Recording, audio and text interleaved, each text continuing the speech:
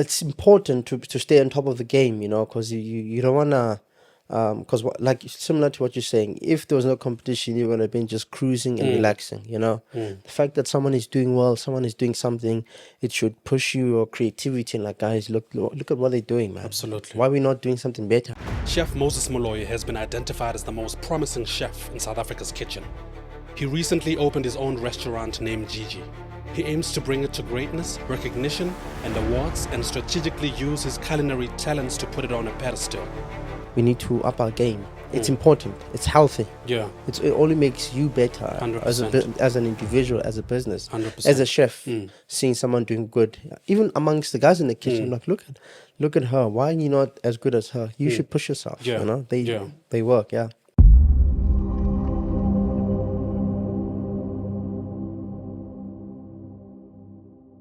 Welcome to Rethink Mindfulness. This is episode 1 of season 2.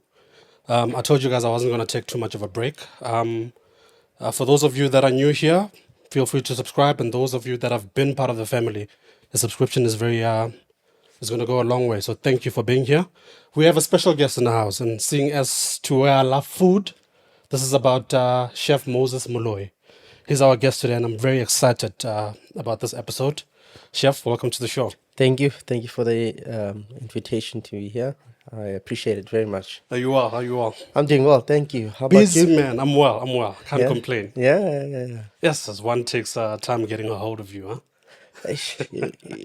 I have a lot going on. Yeah. It just, my day never goes, or my week just never stops going. There's always a lot going on in the restaurants, and I have to do some speaks here, like little talks at events, work, everything. It just never stops. I hear you. The wife, the daughter. It's Yeah, a full-time job. Yeah. But you wouldn't be doing anything else, I imagine. No. My life, I like to say my life is boring, because it just rotates around the things that matter. Yeah. Like my wife, my daughter, work, cycling, and you repeat that, and family. Over and over, yeah.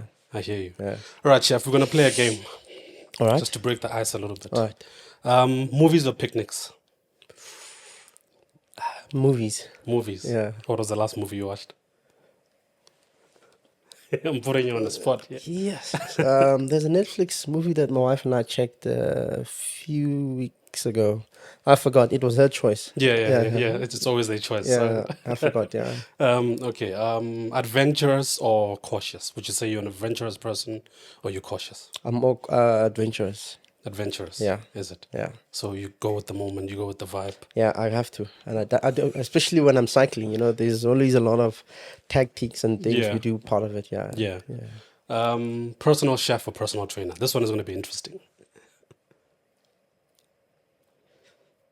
Personal chef. Personal chef. Yeah. Okay. Yeah. So I guess it's all about you taking a break and whatnot. Yeah. Because this is what you do. So yeah, I mean, like I cycle, so I train enough. Yeah. But to have someone to look after me would be better, isn't it? Got you. Yeah. One more. Would you say you'd want to be younger than you are or older than you are if you had an opportunity? I'd say younger. Younger. Yeah. Why? To redo what I've done a bit better. Okay. Yeah, That's fair. That's fair. Younger, because I feel like my journey has been close to perfect. Yeah. But there was always room to improve. Got you. Yeah. Got you. All right, Chef, let's get into it. For everybody listening and watching, tell everybody about yourself and how you got into what you're doing, being a chef. Then what inspired you to get into what you're doing now? First and foremost, people, my name is Besele Moses Moloi. I'm from Free State, born in a township called Botshabelo. And I always do tell people that I never really wanted to become a chef. Growing up, I loved anything and everything to do with mechanics. I went to a technical high school, and I did study mechanical engineering. And it's with time where I fell out of love with it. And while being at home, I've cooked for years when I was young, and one of my biggest inspirations with food at home was my mom and my grandmother. Okay. So it came to like just before I went to study at the Central University of Technology. I cooked a lot, and there was a specific episode of Jamie Oliver. Okay. Where he had a student that was doing very well, and they gave him yeah, they gave him an opportunity to open a restaurant. Okay. And from there, that's when I actually saw like actually I could actually make a career out of it. It was the first time I thought maybe, you know what, I can take cooking serious and make a career out of it. And put all my eggs in that basket. And my dad was against it. My dad is an old school man. He believed men don't cook, Yeah. men don't belong in the kitchens. And that's basically how it came about. And my mom has always backed me from day one, and I've continued and pushed through on. So to start with, it was my mom and grandmother, my biggest inspirations with the decisions that I made to become a chef and so forth. Yeah. Wow, interesting. You spoke about you being your background from the beginning being mechanic. Yeah. How did that switch come about? The switch, I don't think it would, I just fell out of in love of it. It's just that the food came in at the time where I felt like I was not going in the right direction with mechanical. Still Okay. today, I love my F1, I love cars, I like sports cars, I like everything to do with mechanics and all that. Yeah. But the passion for food came through, and that's where the switch came in. Like I said, I saw that episode of Jamie Oliver. It literally made me see a bigger vision, and I saw myself like, you know what, no one told me that if I could actually work hard and actually cook, I can actually become an owner. I mean, today I have a restaurant, you know, that, Amazing. and it was a vision that I had then that I worked over years to be for it to be to happen today, you know. Amazing. So I Yeah. guess it's destiny. Huh? Yeah. Right time, right moment, right Right. place. God's time is the right time. Man. Amazing, amazing. How has your culinary journey been? And like what did you do to get where you are now? I believe, like from day one, I had a vision, and I had a few mentors in that I looked up to, and I was very blessed enough when I started. I did my internship with a chef called Peter Tempelhoff at the Marine Hotel in Hermanus, and me working with him, I just wanted to become like him. You know, I had to have the discipline. I looked like him. I made sure I work like him, I slice like him, I walk like him, I Yeah. talk like him. I was basically trying to imitate him just to become like him, because he was like my goat, you Yeah, know. yeah. So I worked very hard to basically be like him, and the discipline is very important that a lot of the young people don't have nowadays, because Yeah. they just probably see a celebrity chef or someone big. They're like, no, I just want to become like that Yeah. specific individual, not forgetting there needs to be a lot of work put in Behind the scenes, and yeah. discipline to put in there. And that's one thing that my mentor has taught me over the years about, from cooking, from setting up, from the cooking methods, Yeah. from treating the food with respect, and respecting yourself as a chef, how you look, how you present yourself, and everything. And that's some of the basics and the fundamentals that I put onto my career over the years, and to be where I am today. Nice, nice. Who would you say is your biggest influence when it comes to your journey, or what has been your biggest influence? It is Chef Peter Tempelhoff. He's the biggest influence, because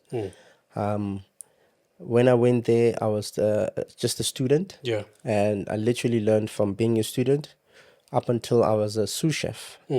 So it was years and years of working by him, by his side, learning everything and everything I am, because I've always believed I am because he invested in me a lot of time, and he taught me a lot. So he has been my biggest influences in my life today. And I remember when he called me, I was at the Saxon as a sous chef at the time, and then he called me to be the head chef at Fane. It was like one of my biggest highlights as not only that, as a black man Yeah. running a restaurant as high and as well known as that. But again, it was him calling me back because he knew my standards, my capabilities, and he trusted what I can do. So he's definitely been my biggest influences in the food. Yeah. Nice, nice, nice. You said it's chef. Was it You said what's his name? Chef Peter Tempelhoff? Yeah. Peter Templar. Yeah. Where is he from? He's South African, but he's based in Cape Town. Yeah. Nice. Yeah. Yeah. Nice. Have you met him? Yeah, this is a chef that I worked with when I was a student in Yeah. Hermanus. He Yeah. was the executive chef of the group. So there was 3 hotels: Plattenberg Bay, the Marine Hotel, and the one in Cape Town, the Sellers Ho Not. So he was the group executive chef. So I started at the Marine Hotel, as a student, and then they hired me back as a commie chef, and then I went to the US, came back, and then went to the one in Cape Town where we worked at the flagship restaurant called the Greenhouse. That's where a lot of like foundations were laid and laid and Yeah. laid. I worked hand in hand with him for years, so that's why that's why I explained a bit earlier on is that I looked at him and I just wanted to become like him. Nice. That was it's for me it was the easiest way to want to become like the person in front of you. Yeah. Try to be like him. Yeah. And it's also one of the advices that I also got from him. You don't before promotion comes, you have to work at a high level. If you're working as a commie chef, which is like the entry level, you have to look at the demi chef. What is the demi chef doing? Is he slicing faster? Is he walking faster? Is he cleaning faster? Is he cooking this? And everything that the individual would do, I'll try to become better than him as a commie. Yeah. So that I get my mind and I might get myself ready for when the position comes or the promotion comes. And when it comes, I'm ready. Yeah. Then you're on to the next one. Yeah. On to the next one. I'm very competitive. I always want to outwork the next person next to me, so just like that. Nice. Yeah. Yeah, I always say that there's nothing wrong with finding inspiration. I always say that it's always there's always a thin line between imitating someone and getting inspiration from that person, and it's kind of like personalizing it. Yeah. So it's very important. That's amazing. What's your signature dish? I do have a signature dish at my restaurant, Gigi. Yeah. So, and the story is with the dish. It's we call it the Moses signature oxtail. Okay. So it has pap, it has cabbage, it has tomato gravy, and it has the actual oxtail. So the story behind it was, and I think a lot of black people can always relate this. There were times, I must say, I'm not gonna use this phrase "rags to riches" or anything. I come from a normal family, but there were times in Jan where money was a bit tight. Yeah. When it was tight, my mom would then go to a local butchery, would get some bones, and we'd go to the shops, get some cabbage, and then we get some tomatoes and onions, and normal pap. She would make the gravy with the tomato and onion, and then make a little bone stew with cabbage and the bones, a little bit of Knorrox in there, and make a nice little pap. So we have a similar dish to that, but now obviously we are skilled, we are professionals, Yeah. and then so what we do with the pap, we add some milk and cream, some parmesan, some truffle, some luxurious stuff. You're getting me hungry. Yeah, it's really good. You must come through and I try should, it. I Yeah, should, yeah. yeah. So the dish is based about that. There's a nice little storyline to it, and then people can always relate to that. So that's why it's also it's a signature dish. It's a signature dish for me. Not only that, it's just because it's about time as we as African appreciate our food and put Yeah. it at these established type of restaurants. Absolutely. Yeah. Because there come times where people would prioritize French cuisine or Italian or whatever, and then that's like their main thing. But now we got this beautiful dish that has pap and all these, and our desserts. We got malva puddings, we got custard and jellies, we have like sorghum mutoho in the morning on our breakfast menu. Amazing. We got things that as Africans we need to be proud of, Yeah. and then we're putting it there and we're taking pride in it, So Absolutely. I would have made a signature dish something that is French or wow and Yeah. sell a story, but no, I just wanted to keep it real and to something that really means a lot to me. Yeah. Amazing, amazing. Okay. So, are there any ingredients? If I was to taste this dish, I'd know this is where Moses passed through. This is Moses' dish. You will know. You'll taste it. You're like, yeah. There are like one of my favorite ingredients, and I've said it at many other like interviews, is I love my onion and thyme. I put onion in almost everything. And I was cooking last night, my wife and I. There was onion everywhere. Yeah. Yeah, but there's always a flavor profile that I like. I like sweet and sour. Like flavor towards my dishes, They're almost like what the Japanese call wodaki umami. Okay. You get like the sweet, the sour, the salty, and everything. So yeah, so it's about just that beautiful balance you get from food, yeah. Nice. But you'll get it. I want you to please come through. I will definitely come through. Yeah. I'll hold you to that. Yeah, I imagine it's chaotic behind the scenes in the kitchen. yeah. Because I get into the restaurant, I sit down, I'm expecting my meal in the next 20 minutes, not knowing what's going on in the kitchen. As a chef, how is it at the kitchen, in the kitchen? A typical day in the kitchen.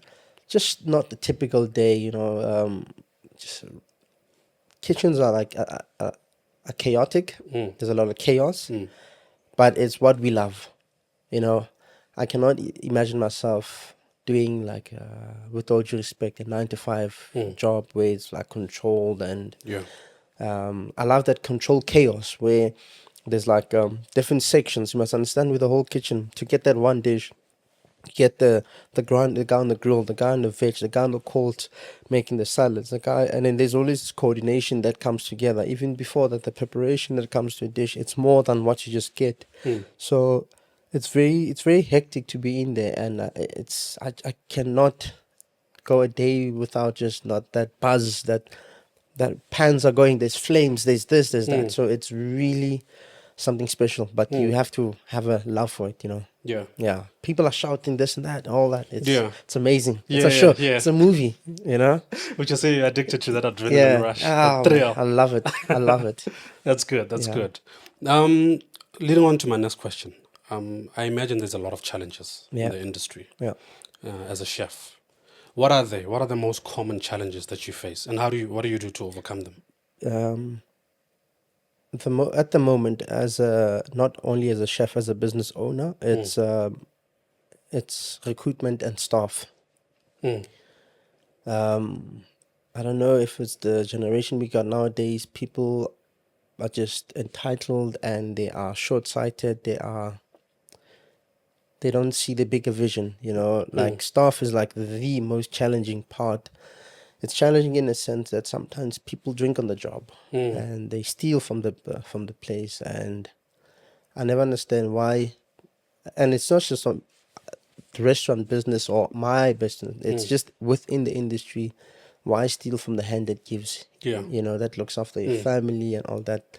So some of the challenges, main challenges, is staff. And then having that discipline amongst them. Like late comings, and something that we as a business are trying to work on and trying to fix. And I don't know. It's alcohol is a big problem in the country. It's a Absolutely. huge problem. I Yeah. wish there was a way that people would throw their jobs away, or so because it affects their production, or what they do at work, and yeah. I imagine.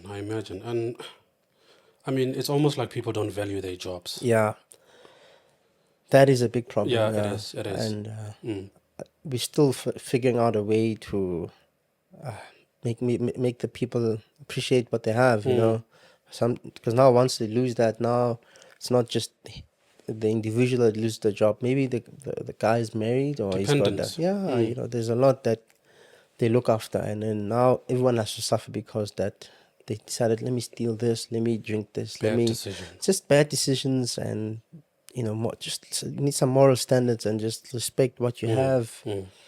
So, but it's a challenge. It's a challenge. I hear Huge you. challenge. I hear you. Yeah. I feel like in every restaurant, or most restaurants, there's always a new meal on the menu. Yeah.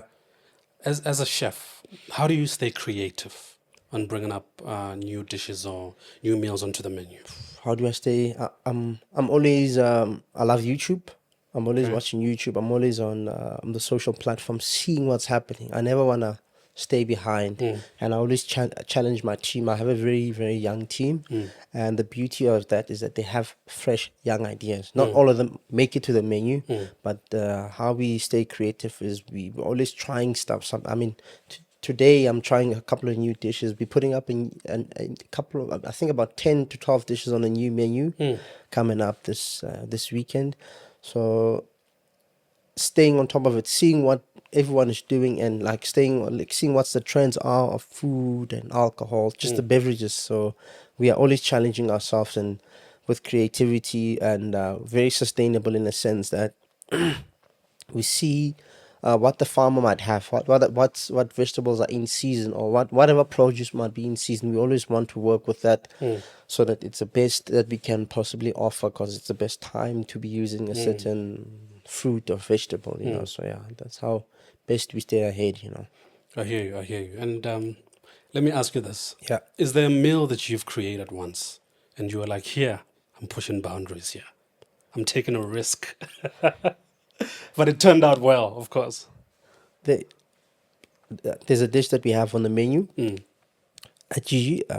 My business partner and I, in the beginning, we were like, and the head chef we had at the time, it's a beef tongue dish, Mm. and we were like, yeah, South Africans, maybe they don't like, this is not it's not in the township where they'll have this Yeah. beef tongue. It's nice.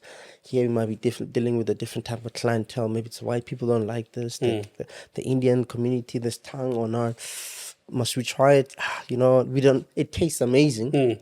So we made our own chakalaka, homemade chakalaka, Okay. and we sous vide the tongue nice and soft, and we got some beautiful color on it, and we thought to ourselves that this dish might just scare a couple of people away, because part of it we wanted to use like different types of fish to dry it and blend it and get it in the sesame seeds, and there was a lot of intricate stuff we wanted to do with it, but today it's still on there, and Nice. again people are actually appreciating. Again, one thing I'm trying to do with the food at Gigi is to educate our people, because a lot of our diners, not just at our restaurants, South Africans, they're just fixated on the French, the Spanish, the Italian pastas and the French food and all that, and they neglect everything we have here. And there's so many ingredients that I have on the menu that people would not even know that they're from here, that are being exported, like macadamia nuts. Macadamia nuts South Africa is the biggest exporters of macadamia nuts, Yeah. and we don't even know about our ingredients and stuff like. There's so many. The list is long, and it's about educating our people, and then that's something I'm also working on with my team, is to potentially introduce an 8-course tasting menu, which is nothing close to what the a la carte Gigi menu is. It's like full on tasting, and then we're using ingredients maybe from West Africa, North Africa, even in South Africa, and telling stories about who we are as Africans through food. So yeah, Amazing. that's the Amazing. next step. Yeah, I've been working so hard with my team to be at the point that we are now, where we are quite settled, and because we've opened our 4 months now. Now that we are settled, we know what we are doing. The teething processes are still there, but it's something we continuously fix. But now we are better, and now we can then now introduce the tasting menu, which is another offering that I'm pushing with the team. Yeah. Amazing. I mean, I can appreciate the fact that you are really big on bringing it back home, Yeah. because we are used to going to restaurants and ordering chicken alfredos. You know what I Yes, mean? all Going this. Italian. And one thing I must add, if last year when I went to Mexico, I was nominated for one of these awards, and they were held in Yucatan, Mexico. And being there was just a life-changing experience for me, because we had like well-known chefs there. These are like chefs that I used to read books about, El Bulli, and these are guys that are leading the charts with their restaurants. They are like on top of the game.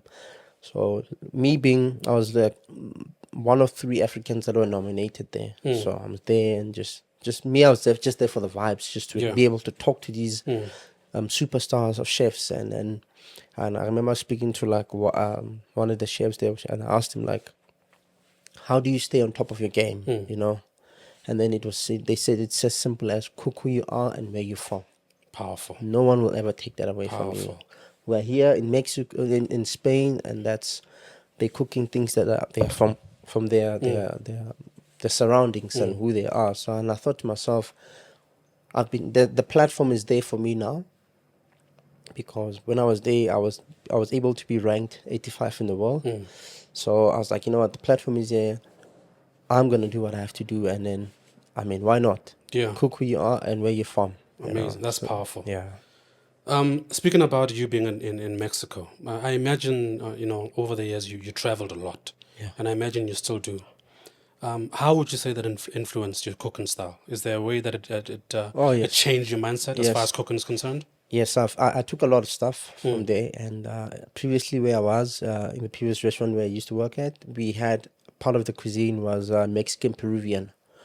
So, and not only that, when I was working in the US, I worked with a lot of Mexican chefs who have taught me a lot of stuff. I mean, even in my menu now at Gigi, there's still like traces of Mexican food and the types of ingredients that I use from there. Achiote paste. We're using quinoa from Peru and different types. It has added to the journey of what I do at Gigi. And I always do tell people that how best to describe Gigi is a South African temporary restaurant um, that serves food that has been part of Chef Moses' journey. Where I've been, it's everything I've put collectively into that, and we constantly work on that. On my journey of where I've worked, the type of cuisines I've worked with, the type of chefs, and so forth. Yeah, What would you say on that note still? yeah, What would you say your biggest memorable experience is when it comes to, I mean, from your traveling yeah. as a culinary experience? Um, I remember I was eating at one of the Ritz-Carlton restaurants in Miami.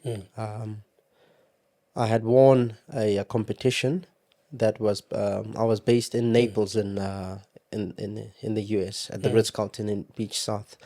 I won a competition there, and I was able to taste food from a Mexican chef Juan Pablo. It was amazing, from service, from the food, from every. I felt like a king, and still today I still rave about how good that service was and the food was. So it was amazing. The octopus, I remember the potato.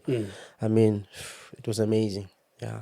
That's Even my dish that I have yeah. at the restaurant now, um, it has octopus. It has potatoes and caramelized onions. We're using arbol chili, which is a chili from south of Mexico, and it all adds up. Like part of it, my trip when I was in Mexico, we did some octopus fishing. It was the first time we went out there in the Gulf of Mexico on a Yeah. boat. I was scared, like seasick and everything. but we had live octopus. It was the first time I actually had like a live octopus. It was like curly and all of that. But then again, then you appreciate the product more Yeah. once you've held it Absolutely. live, and then when you cook it and everything. So there's much more appreciation and respect towards the produce. Yeah, Nice, yeah, nice. Let me ask you this. In every industry, I believe in every industry, there's new trends that emerge. yeah. So I'm a personal trainer, and I know I have to go online almost every day to see what's popping up. In the culinary world, what would you say those trends are, and what do you do to kind of like keep up with them? Like I'm always, for example, on Instagram, I'm following all the top chefs in the world and see what they're doing, what they're not.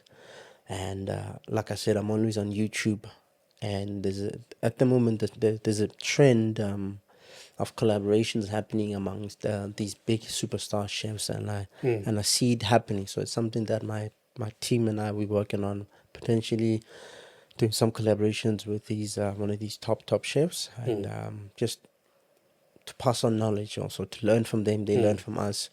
Part of it, when I was there in Mexico, a lot of the chefs were like very keen of produce that we have here in not just South Africa, in Africa, because we have a lot of minerals. We're quite big in a lot of produce that we have here in South Africa that gets exported from here to there. So yeah, I'm always on there, and I stay on top of it by, similar to you, online, and see. I don't like not knowing.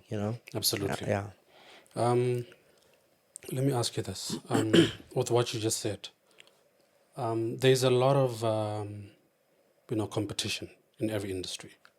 In my industry, you're trying to be. It has to be healthy though. You're Yeah. trying to be better than the next trainer, personal trainer, Yeah. or the next chef. How is the competition in your industry? Oh yeah, it's always it's hectic. That's why back when I was still a junior chef, Mm. I always wanted to outwork the next person, healthy, just Yeah. to become better. Yeah. Yeah. Even with us, it's the competition is always there. Sometimes what is difficult as a black man Mm. is that our industry is it's very we are quite minimum in there. The black man is not voice is not heard. Yeah. Um, it's an industry that is if you go into any kitchens from Cape Town, anywhere, there's always not a lot of Mm.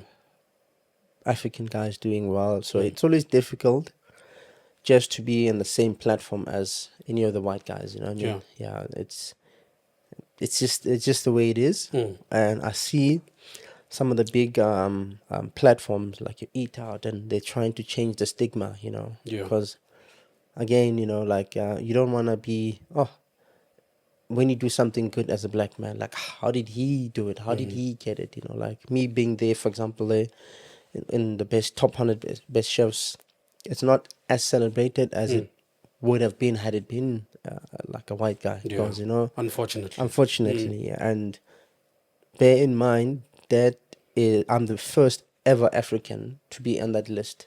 You know, That is awesome. yeah, and it's sometimes sad, but you live with these things. You know, Mm. you just you always see some better out of all this. Sometimes the negativity and all that, but the competition is it's tough. You know, Yeah. it's tough. But would you say, sorry to interrupt, would you Yeah, say that, I mean, personally, I feel like competition makes me better. yeah, It helps me grow. Of course, it has to be healthy, like I mentioned, but I feel like it would be, it wouldn't be this worth it if I didn't have competition. I didn't have people that pushed me. yeah, Do you feel the same? Do you feel yeah. like, It's important to stay on top of the game, you know, because you don't wanna, because like similar to what you're saying, if there was no competition, you would have been just cruising and relaxing, you know. The fact that someone is doing well, someone is doing something, it should push you your creativity and like, guys, look at what they're doing, man. absolutely. Why are we not doing something better? You know, I'm always watching, and I see that, and I've challenged my guys, I challenged my business partner, like, well, we need to up our game. It's important. It's healthy. Yeah, It only makes you better as 100%. as an individual, as a business, as a 100%. chef. Seeing someone doing good, even amongst the guys in the kitchen, I'm like, look at her. Why are you not as good as her? You should push yourself. Yeah, You know, yeah. they work. Yeah, That's it good. works. Yeah, It's very important. Yeah. it's very, very important. Any advice to upcoming or aspiring chefs out there that, want to tap into the industry? Yes, yes, yes. And it was an advice that I was given by an American chef. He was an executive chef at the Ritz-Carlton Inn. What he did say is that when you are young and you're coming into the industry, you find an established chef or an established restaurant or hotel. Then you work for the chef and learn. Once you got the knowledge, the expertise, the money will come to you. Because what happened was that a lot of these upcoming chefs, all they honestly care about is money. You know, we know things are tough at the moment, but you have to put in the time so that you can get rewarded for it, you know. Because now most of them, they want to come in, they see a Gordon Ramsay on TV, that I want to become like that person, and they make the wrong decisions in between. So rather work on your craft, become good at it. The right people will come in and you'll get paid for what you're worth, and then what you're worth is more than what you initially look at. Yeah. I hear you. I hear you. What would you say is the most proudest moment when it comes to your culinary career so far? There's two. Opening Gigi has been a lifelong dream, you know, coming from a township where, I mean, it's not known for someone to come from there to open something as beautiful as what we've done. And also, that's one. Number two was being ranked 85th in the world as a chef. Amazing. You know, first African to do it, first and only South African to do it. I mean, to be ranked 85 in the world, how many chefs can you That's imagine? huge. It's huge. That's huge. So, and God has been good. I mean, I'm thankful for this. Those are two of my biggest highlights, you know, in my career. Yeah. Congratulations. Thank you. And hopefully there's many more. Yes. Thank you. Let me ask you this. Yeah. I'm sure there's a lot of things that go wrong in the kitchen. Yeah. What would you say your biggest or your most memorable disasters have been in the kitchen? Oof. There's been a lot. Yes. No, there's too many. Yeah. We've done functions and run out of I've run out of chicken. Wow. Um, that's just the guy. We've been in kitchens where um, we be working, and then the fryer somehow leaks, and then we don't have oil to cook for a function that has paid for fried items. It's been a lot. The kitchen is a Yeah. movie. Yeah, I mean, if I had to think really hard about it, I could write down like a couple of them. Yeah, yeah. It happens all the time. I mean, any failures in a kitchen. I mean, there's no proper kitchen out there. There's Yeah, mistakes I everywhere, imagine. Yeah. everywhere. It's about how you recover and come back from that. Yeah, Yeah. yeah. Yeah, that is Too crazy. many of them, man. That is crazy. Yeah. That's an episode on its Oh own. no! There's too many of them, man. And they always stay behind the doors, eh? I mean, even at Gigi, people we be working, we run out of stuff. I'm like, guys, what happened? Chef this, chef that. You Yeah. have to make a plan. The customer shouldn't suffer because of our mistakes. Yeah. No, 100%. Yeah. It's how quick you bounce back Yeah, that yeah, defines everything. Yeah. When you look back, what would you say the most memorable moment is that shaped your career? Like almost like a defining moment for you. What would you say that is? I remember. It sounds petty and maybe it's quite small, but I was a commie chef. In Armanas, and my biggest fear was to cook for my mentor. I was scared. I was scared of it. I was scared, and then one of the demi chefs was sick for some reason. He couldn't, and he was not able to cook on the section. And here am I, and my executive chef is looking at me like, mate, aren't you not gonna cook? Like, chef, this is not my section. I'm a student. I don't. It's just not for me. And then I had to. It was a seafood dish that had langoustine and prawns inside. But I remember we made like a little sauce to go with it, and it's that moment where he said, "This is amazing. It's the best sauce we've had here." And I was like, okay. One. Number two, I was in the same chef. We had this risotto. It was a pea and asparagus risotto that the owner of the hotel, Miss Liz McGrath, loved. And I made it for her. And at the time, it was like 2010 or 11, it was the best ever risotto she's ever had. And this is like a well-traveled person who knows food. Nice. And it's at that moment I was like, you know what? Yeah.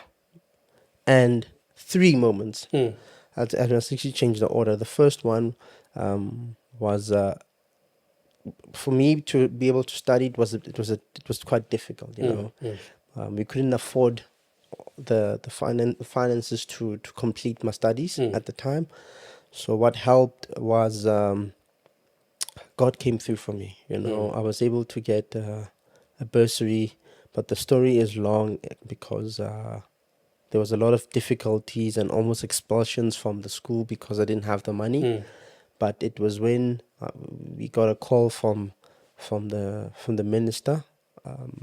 It's Esma Khashule at the time, and then we were able to get some finances for me to complete my studies. Once all of that's coming my way, I'm like, you know what? There's no way I can stop this now. I have to push and push and push. Yeah. So yeah, those are 3 moments. That is amazing. That is amazing. No, it's not petty. Yeah. It sounds inspiring. Yeah. You've cooked thousands of meals, Yeah. but there has to be one that sits very close to your heart. Any meal or any dish. Yes, a lot of people know me for my love for, I would say, oily or dirty food. Okay. I love my burgers. I love cheeseburgers. So I would say it sounds a bit, but I'll go. Cheeseburgers is my to go. Okay. Yeah, and I've loved burgers for years and years and years. Yeah. And one of my dreams is also to open like a fast food joint. Yeah. Yeah, but it's gonna happen. It's gonna happen. Yeah. With good time. Yeah. I saw in one of your interviews you mentioned that you you want to come up with the super burger Yeah. menu. Oh, I Super burger, I've never heard that before. yeah. What's that? I love burgers. I have a really amazing burger at Gigi.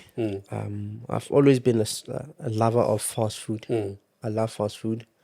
So yeah, so that's one thing I'm gonna do. Like if I the last meal, last meal on earth, or the meal I go to, I say have a really good cheeseburger with a potato bun, caramelized onions, bacon in there, Nice. cheese, Nice. simplicity. Yeah, Nice. yeah. All right, let me ask you this. Outside of your work, outside of the kitchen, where do you dine? Like, I'm curious to know, where do you go? Your go-to spot? I don't really eat out a lot. What's that place that my wife likes to go to? It sounds a bit tacky. Simply Asia. Ah, I love that. Yeah. Yeah, yeah. Oh, yeah. We have a lot of memories, my wife and I, with Yeah, that place. Yeah, yeah. Simply Asia. Nah, they good. They're good. Mm. And wherever there's fast food, we'll always go. You can never go wrong with McDonald's. Yeah, But it's not a place to dine at. yeah. But Simply Asia. Convenience. Yeah, Simply Asia is when it's there. Yeah. What, your meal? Chicken chow fan. There you go. That's my favorite. Yeah, no, yeah. What are your future plans? I'm sure you got big plans Yeah, that you need to execute. yeah. How's your future looking like? My partner and I, we would love to open it. We want to open another restaurant once this is settled Nice. and expand the group, Mm. Yeah, that's a goal. Mm.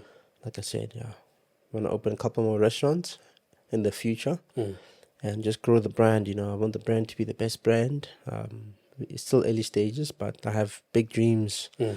I want to grow this group to be there's big groups here, like your Marble Group and everything. Yeah. We want to be as big as those guys, if not bigger, Mm. But it's a challenge that we have amongst ourselves, and we will push through bit by bit, just get the foundation right and make sure that we do it right. 100%. Yeah. Any future collaborations or projects that you're excited about or that you're looking forward to?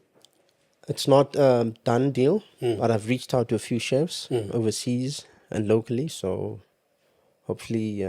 But now it's not in winter. Going into the summer, September and forward,